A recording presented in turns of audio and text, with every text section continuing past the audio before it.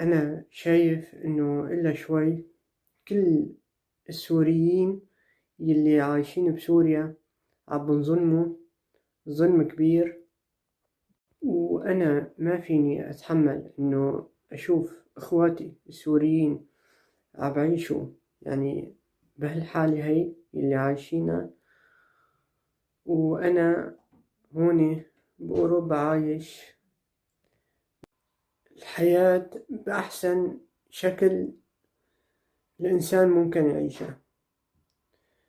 وأنا ما بقبل إنه يعني إخواتي يكونوا عايشين الشي اللي عم بعيشوه وأنا عم بعيش هالحياة هاي.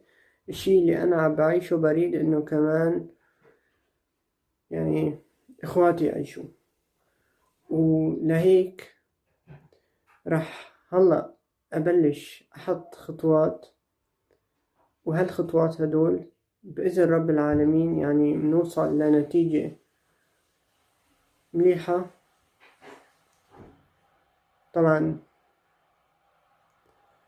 رح أسوي الفيديوهات اللي رح أسويها ورح أحطها، رح أصور فيها يعني الخطوات اللي رح أحطهم. وهلأ بهالفيديو هذا رح أحكي لكم عن إيش رح أسوي باختصار. الفيديو رح يطول، بس بقية الفيديوهات ما رح يعني يكونوا طوال إلا إذا كان عندي حكي مهم. هلأ قولوا معي: لا إله إلا الله، ووجهها لله عز وجل، هو على طول موجود عم بشوفنا وعم بسمعنا. رب العالمين كتب بالقرآن الكريم عن سيدنا يوسف: ولما بلغ أشده آتيناه حكما وعلما وكذلك نجزي المحسنين. هلا أنا يعني إذا في عندي حكم وعلم، وأنتوا رح تعرفوا إذا هالشي هذا موجود عندي يعني الفيديوهات الجاية، بس إذا كان عندي هالشي هذا معناته بفضل رب العالمين. ورب العالمين كتب بالقرآن إنه وكذلك نجزي المحسنين. وهالحكي ما يعني بس كتبه عند سيدنا يوسف، كمان عند سيدنا موسى كمان كتب إنه وكذلك نجزي المحسنين.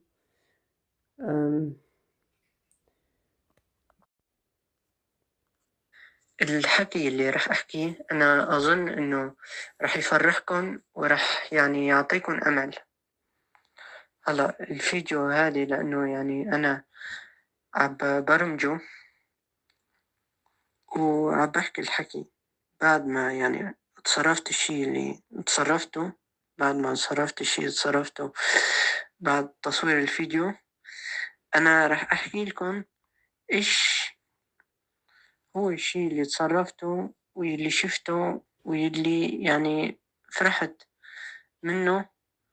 وأنا رح أوعدكم إنه إذا يعني ساعدتوني بالهدف اللي أنا ما رايد يعني أحققه لنفسي، واللي بس رايد إنه أحققه لإخواتي السوريين، بوعدكم إنه إذا ساعدتوني وصلنا لمرحلة، وهالمرحلة هي إنه يعني إذا شفت إنه الفيديوهات اللي عم بسويهم ويعني شفت إنه بالتعليقات صار في يعني خلينا نقول بداية إنه صار في إلا شوي 10,000 إنسان عم يكتب بالتعليقات إنه أنا رح أوقف معك أو أو تكتب إنه يعني توقف معي بالشي اللي أنا رايد أسويه. رح أوعدكم إنه فورا رح أبلش بالمرحلة اللي يعني بعد هاي، وهي المرحلة اللي رح تكون إن شاء الله اللي رح تغير يعني ظروف الحياة لشكل أحسن بكتير من الشكل اللي هلأ نحن عم نعيشه.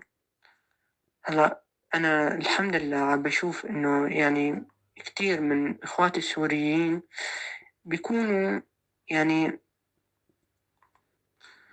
بفكروا بنفسهم وبغيرهم وبريدوا الخير لنفسهم ولغيرهم.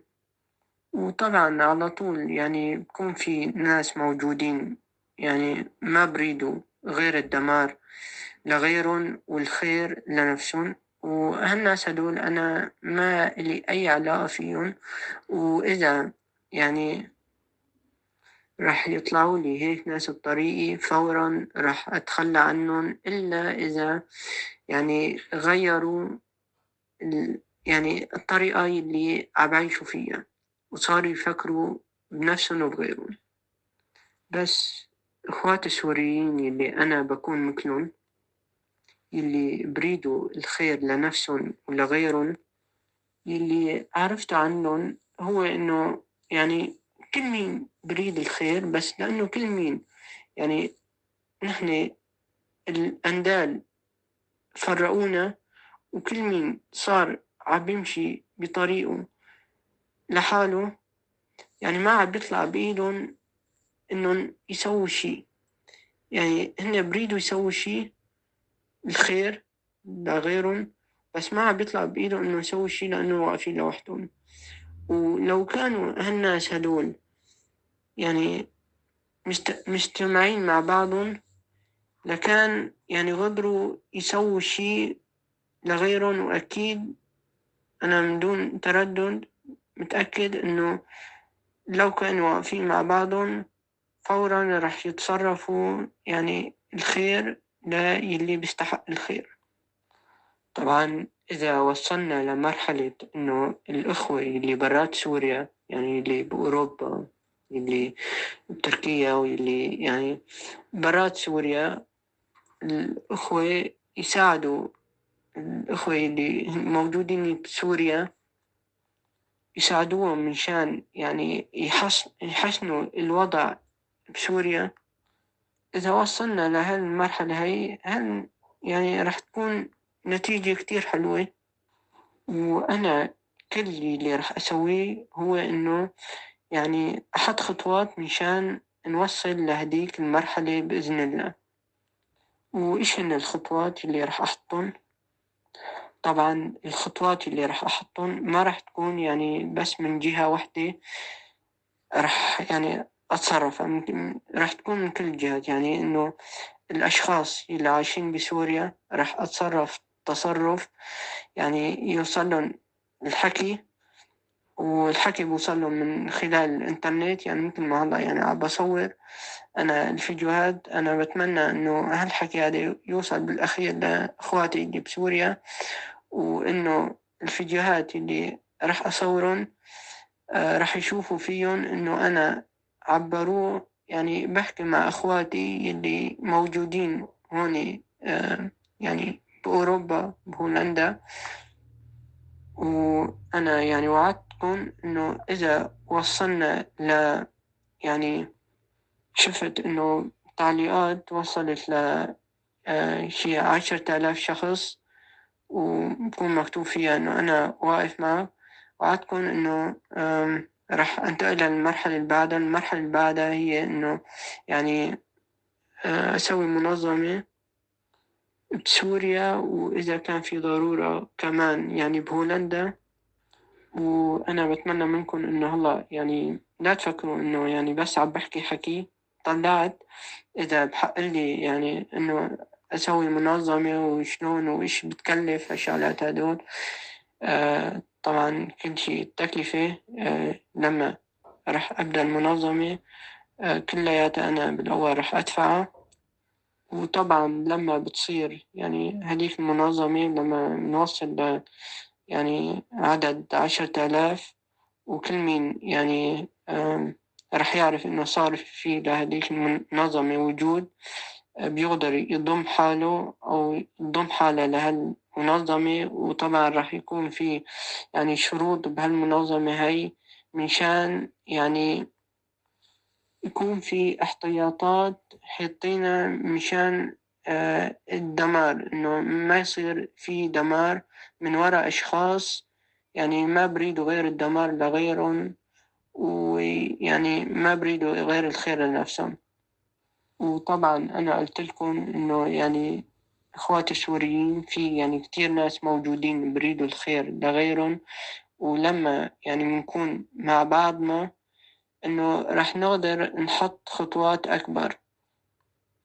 كل اللي كان عبصير هو إنه يعني الأندال يعني اللي بس بريدوا الدمار لغيرهم، كل اللي كان عبصير إنه هالأندال هدول يعني لعبوا فينا وفرقونا ويعني دمروا لنا حياتنا، ولو ما كانوا يعني مفرقينا ولعبانين فينا ما كانوا يعني قدروا يحققوا شي من اللي يعني سووا. هلا أنا قلت بداية الفيديو إنه يعني الشعب السوري عم ينظلم ويعني بشكل كبير كتير، وهالظلم هادي كله يعني صاير من وراء يعني الشي اللي سواه النظام السابق. وصارت ظروف البلد يعني وصلت الظروف للمرحلة اللي يعني نحن فيها، ولهيك من وراء هالظروف هاي نحن عم ننظلم. وطبعا النظام اللي الحالي اللي موجود يعني هالنظام هذا خلينا نقول إنه نحن بنكون منه وهو بيكون منا، ولأنه يعني كل شيء صار، كل شيء تغير صار فجأة، ويعني ما بنعرف إيش هي الخطوات يلي يعني لازم نحطها، وإيش هي الخطوات الصح وإيش هي الخطوات الغلط. يعني أغلب الناس عم ضلوا باركين، وإذا كان في خطة يعني حكيمة لكان تغير هالوضع هذه تماما. طبعا أنا أظن هالشي هذا إنه كان تغير الوضع تماما. ورب العالمين كاتب بالقرآن، الله قولوا معي لا إله إلا الله، وجهه لله عز وجل، هو على طول معنا عم يسمعنا وعم يشوفنا. كاتب بالقرآن عن يعني الأنبياء موسى ويوسف إنه الله عن يوسف كاتب إنه ولما بلغ أشده آتيناه حكما وعلما وكذلك نجزي المحسنين. وأنا وأنا أظن إنه الحكم والعلم اللي عندي إياه إنه هذا الشيء رب العالمين كتب لي إياه. وإنتوا راح تشوفوا معي بالوقت اللي جاي إذا الحكي اللي عم بحكيه صح ولا لا.